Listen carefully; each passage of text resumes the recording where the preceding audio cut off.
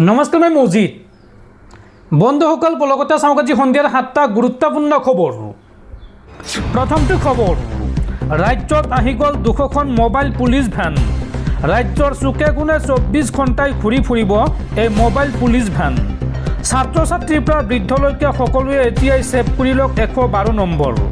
যিকোনো বিপদত পৰিলে এই নম্বৰত ততালিকে ফোন কৰক আৰু মুহূৰ্তৰ ভিতৰতে আৰক্ষীয়ে ল'ব একশ্যন। ছাত্ৰ ছাত্ৰীৰ পৰা বৃদ্ধলৈকে সকলোৱে এতিয়াই ছেভ কৰি লওক 112 নম্বৰ, অৰ্থাৎ 112 এই নম্বৰটো। ৰাজ্যৰ চুকে কোণে 24 ঘণ্টাই ঘূৰি ফুৰিব 200খন মোবাইল পুলিচ ভেন। 112 নম্বৰ ডাইল কৰিলেই কঁপি উঠিব অপৰাধী, মুহূৰ্তৰ ভিতৰতে আৰক্ষীয়ে ল'ব একশ্যন। যিকোনো বিপদৰ উমান পালেই আপোনাৰ সুৰক্ষাৰ বাবে সাজু চৰকাৰৰ বিশেষ কামান। অপৰাধীয়ে পলোৱাৰ সুযোগো নাপাব, হ'ব থিতাতে কঠোৰ একশ্যন। ডকাইতি, গুণ্ডাগিৰি, আক্ৰমণ সকলোতে মুহূৰ্ততে উপস্থিত হ'ব আৰক্ষী। দেৰগাঁৱৰ মুখ্য কাৰ্যালয়ৰ পৰা নিয়ন্ত্ৰণ হ'ব এই 112 চেণ্টাৰ। জুই লাগিলে হাস্পাতাল যাবলগীয়া হ'লে বা যিকোনো আপতকালীন পৰিস্থিতিত এই 112 নম্বৰেই আপোনাক সহায় কৰিব। অগ্নি নিৰ্বাপক, স্বাস্থ্য আৰু আৰক্ষী এই তিনিটা বিভাগ এতিয়া আপোনাৰ এটা আঙুলিৰ টিপাতে সক্ৰিয় হ'ব। এতিয়াই নিজৰ মোবাইলত ছেভ কৰি লওক এই লাইফলাইন নম্বৰ 112 অৰ্থাৎ 112। পৰৱৰ্তী খবৰ, কক্ৰত জনতা পাৰ্টি চুমুকৈ CJPৰ আন এক ঐতিহাসিক জয়। মুখ্য ন্যায়াধীশ অৰ্থাৎ CJI সূৰ্যকান্তৰ পৰা চাৰ্টিফিকেট গ্ৰহণ নকৰোঁ বুলি সিদ্ধান্ত লোৱাৰ বাবেই নাছলাৰ আইনৰ স্নাতকসকলে ওকালতি কৰিব নোৱাৰিব বুলি বাৰ কাউন্সিল অফ ইণ্ডিয়াৰ অধ্যক্ষ মনন কুমাৰ মিশ্ৰই জাৰি কৰা জাননী প্ৰত্যাহাৰ। ছ'চিয়েল মিডিয়াৰ জৰিয়তে CJPৰ মুখপাত্ৰ সৌৰভ দাসে এই সন্দৰ্ভত মনন কুমাৰ মিশ্ৰক প্ৰত্যাহ্বান জনাই তেওঁ বিজেপিৰ সাংসদ আৰু লগতে 14 বছৰ ধৰি বাৰ কাউন্সিল অফ ইণ্ডিয়াৰ অধ্যক্ষ হৈ আছে কিদৰে এই বিষয়টো চাব লাগিব বুলি ঘোষণাৰ পিছতে বাৰ কাউন্সিল অফ ইণ্ডিয়াই এই জাননী প্ৰত্যাহাৰ কৰে। পৰৱৰ্তী খবৰ, জলবিদ্যুৎ প্ৰকল্পৰ সুৰংগত শ্ৰমিকৰ সৈতে শোকাবহ ঘটনা। সুৰংগৰ ভিতৰত কৰুণ মৃত্যুক সাবটিলে অতি কমেও 7জনকৈ শ্ৰমিকে। হঠাতে সুৰংগত ধ্বংসাফেক আৰু বোকাময় পানী সোমোৱাত হাহাকাৰ পৰিস্থিতি। জলবিদ্যুৎ প্ৰকল্পৰ সুৰংগত শ্ৰমিকৰ সৈতে শোকাবহ ঘটনা। সুৰংগৰ ভিতৰত কৰুণ মৃত্যুক সাবটিলে অতি কমেও 7জনকৈ শ্ৰমিকে। হঠাতে সুৰংগত ধ্বংসাফেক আৰু বোকাময় পানী সোমোৱাত হাহাকাৰ পৰিস্থিতি। এই ভয়ংকৰ ঘটনাত 14জনকৈ শ্ৰমিক আঘাতপ্ৰাপ্ত হৈছে আৰু 22জনৰো অধিক শ্ৰমিকে কাম কৰি আছিল এই সুৰংগৰ ভিতৰত। 22জনৰো অধিক শ্ৰমিকে সুৰংগটোৰ ভিতৰত কাম কৰি আছিল। তেনে সময়তে সুৰংগৰ ভিতৰত সোমাল ধ্বংসাফেক আৰু বোকাময় পানী।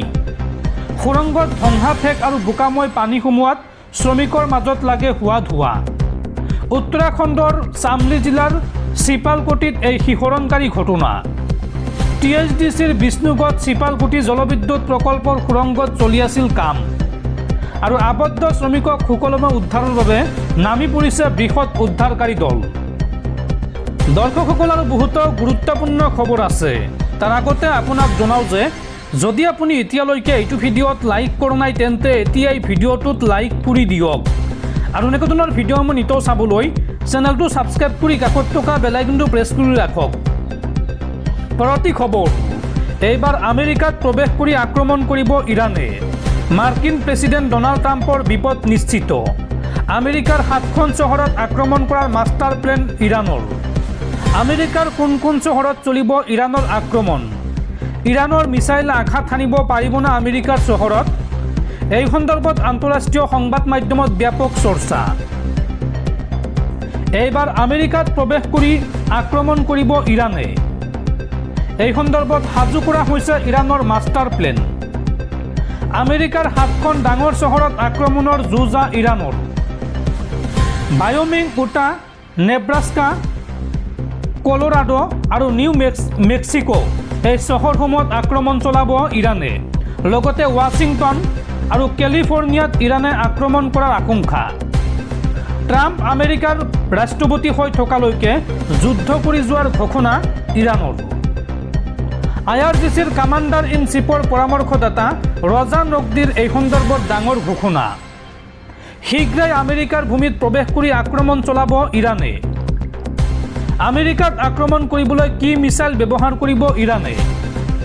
ইৰাণৰ ড্ৰোন মিছাইলে আঘাত হানিব নেকি আমেৰিকাৰ চহৰত? এই সন্দৰ্ভত আন্তঃৰাষ্ট্ৰীয় সংবাদ মাধ্যমত চলিছে ব্যাপক চৰ্চা।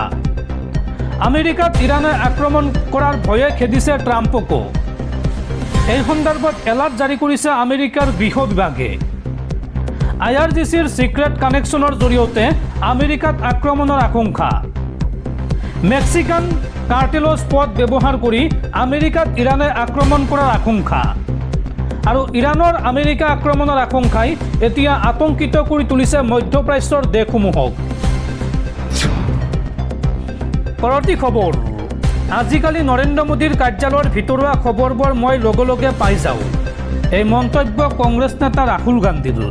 আৰু ৰাহুল গান্ধীৰ এই মন্তব্যৰ পিছতে এতিয়া বিজেপিৰ ভিতৰ চৰাত আৰম্ভ হৈছে তীব্ৰ জোকাৰণি। পৰৱৰ্তী খবৰ। চুবুৰীয়া ৰাষ্ট্ৰ বাংলাদেশত ভয়াৱহ বিদ্যুৎ সংকট। এই সন্দৰ্ভত ভাৰতৰ পৰা বিচাৰিলে সহায়।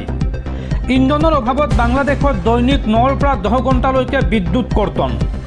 শক্তি সঞ্চয়ৰ বাবে নিশা 8 বজাৰ লগে লগে বজাৰ শ্বপিং মল বন্ধ কৰাৰ নিৰ্দেশ। আৰু অতিৰিক্ত ডিজেল যোগান ধৰিবলৈ ভাৰত চৰকাৰক অনুৰোধ বাংলাদেশ চৰকাৰৰ। পৰৱৰ্তী খবৰ। স্বাধীনতা দিৱসৰ প্ৰাকক্ষণত অৰুণাচলৰ চাংলাঙত অসম ৰাইফলছৰ শিবিৰত উগ্ৰপন্থীৰ ভয়ংকৰ আক্ৰমণ। পুৱতি নিশা শিবিৰত উগ্ৰপন্থীৰ গুলীচালনা। এই গুলীচালনাত উগ্ৰপন্থী সংগঠন আলফা স্বাধীন আৰু NSCN KY জড়িত থকাৰ সন্দেহ। অৰুণাচলৰ অসম ৰাইফলছৰ শিবিৰত উগ্ৰপন্থীৰ ভয়ংকৰ আক্ৰমণ।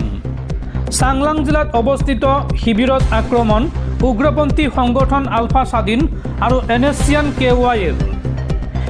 শিবিৰটোলৈ লক্ষ্য কৰি ধাৰাসাৰ গুলীবৰ্ষণ উগ্ৰপন্থীৰ। আৰু ইয়াৰ প্ৰত্যুত্তৰত অসম ৰাইফলছৰ জোৱানৰ গুলীবৰ্ষণ। দুয়োপক্ষৰ গুলীয়াগুলীত হতাহতৰ খবৰ এই পৰ্যন্ত পোৱা নাই। শুকুৰবাৰে পুৱতি নিশা সংঘটিত হয় এই আক্ৰমণৰ ঘটনাটো। আৰু এতিয়া উগ্ৰপন্থীৰ দলটোৰ সন্ধানত ব্যাপক অভিযান চলাইছে নিৰাপত্তাৰক্ষীয়ে। পৰৱৰ্তী খবৰ। ৰন্ধন গেছৰ লাখ লাখ গ্ৰাহকলৈ জৰুৰী খবৰ। 16 আগষ্টৰ দিনটো মনত ৰাখক। 16 আগষ্টৰ পূৰ্বে আপুনি কৰিব লাগিব বাধ্যতামূলকভাৱে eKYC। eKYC নকৰিলে আপোনাৰ বন্ধ হ'ব LPG ছাবচিডি। লগতে বন্ধ হ'ব ৰন্ধন গেছৰ চিলিণ্ডাৰ যোগান। অৰ্থাৎ আপুনি গেছ চিলিণ্ডাৰ ৰিফিলিং কৰিব নোৱাৰিব। গতিকে 16 আগষ্টৰ পূৰ্বে কৰি লওক eKYC। ৰন্ধন গেছৰ লাখ লাখ গ্ৰাহকৰ বাবে ডাঙৰ খবৰ। শীঘ্ৰেই আপডেট কৰক LPG সংযোগৰ eKYC। অন্যথা আপুনি নাপাব ৰন্ধন গেছৰ চিলিণ্ডাৰ। 16 আগষ্ট অন্তিম তাৰিখ। প্ৰতিজন গ্ৰাহকে বাধ্যতামূলকভাৱে কৰিব লাগিব eKYC। নিজৰ মোবাইলৰ জৰিয়তে কৰিব পাৰিব।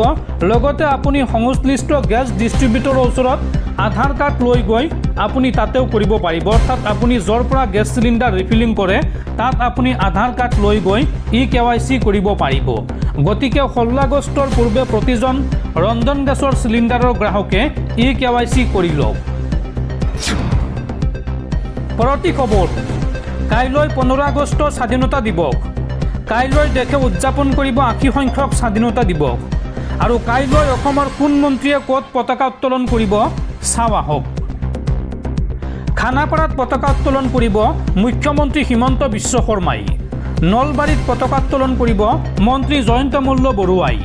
তিনিচুকীয়াত পতাকা উত্তোলন কৰিব ৰামেশ্বৰ তেলীয়ে। শিলচৰত পতাকা উত্তোলন কৰিব কৌশিক ৰায়ে। আৰু আপুনি অসমৰ কোনখন জিলাৰ পৰা ভিডিঅ'টো চাই আছে কমেণ্টত জনাব। যোৰহাটত পতাকা উত্তোলন কৰিব মন্ত্ৰী অতুল বৰাই। লখিমপুৰত পতাকা উত্তোলন কৰিব কেশৱ মহন্তই। বৰপেটাত পতাকা উত্তোলন কৰিব চৰণ বড়োৱে। শ্ৰীভূমি জিলাত পতাকা উত্তোলন কৰিব মন্ত্ৰী কৃষ্ণেন্দু বালে। গোলাঘাটত পতাকা উত্তোলন কৰিব অজন্তা নেওগে। গোৱালপাৰাত পতাকা উত্তোলন কৰিব নীলিমা দেৱীয়ে। আৰু বঙাইগাঁৱত পতাকা উত্তোলন কৰিব অশ্বিনী ৰায় চৰকাৰে। নগাঁৱত পতাকা উত্তোলন কৰিব মন্ত্ৰী পীযুষ হাজৰিকাই। দৰঙত পতাকা উত্তোলন কৰিব অশোক সিংহালে, ধেমাজিত পতাকা উত্তোলন কৰিব ৰণোজ পেগুৱে, শিৱসাগৰত পতাকা উত্তোলন কৰিব মন্ত্ৰী বিমল বড়ৈ, ডিব্ৰুগড়ত পতাকা উত্তোলন কৰিব সুশান্ত বৰগোহাঁইয়ে, শোণিতপুৰত পতাকা উত্তোলন কৰিব মন্ত্ৰী বিশ্বজিৎ দৈমাৰীয়ে, কোকৰাঝাৰত পতাকা উত্তোলন কৰিব হাগ্ৰামা মহিলাৰীয়ে, ডিফুত পতাকা উত্তোলন কৰিব CEM KAAC তুলিৰাম ৰংহাঙে আৰু হাফলঙত পতাকা উত্তোলন কৰিব CEM NCHAC দেৱলাল গাৰ্লোচাই।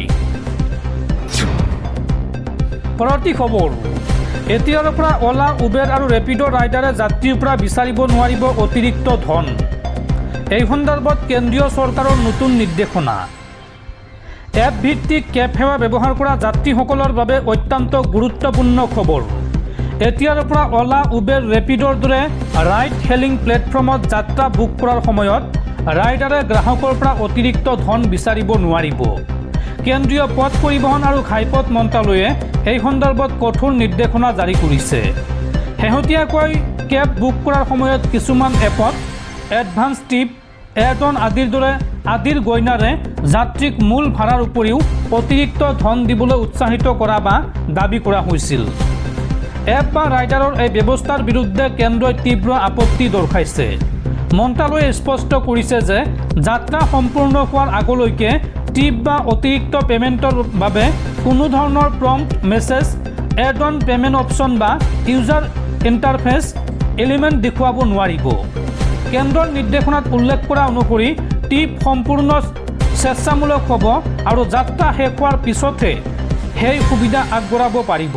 সেয়া নিৰ্ভৰ কৰিব একমাত্ৰ যাত্ৰীৰ ইচ্ছাৰ ওপৰত, অৰ্থাৎ যাত্ৰীগৰাকীয়ে সেৱা কেনেকুৱা পালে সেই অভিজ্ঞতাৰ ভিত্তিত ইচ্ছা কৰিলে ড্ৰাইভাৰক অতিৰিক্ত টকা দিব পাৰিব। বুকিং কৰাৰ সময়ত বা যাত্ৰা চলি থকাৰ সময়ত টিপ দি ৰাইড লাভ কৰাৰ সুবিধা সৃষ্টি কৰিব নোৱাৰিব। এই কঠোৰ নিৰ্দেশনা কেন্দ্ৰীয় পথ পৰিবহণ আৰু ঘাইপথ মন্ত্ৰালয়ৰ।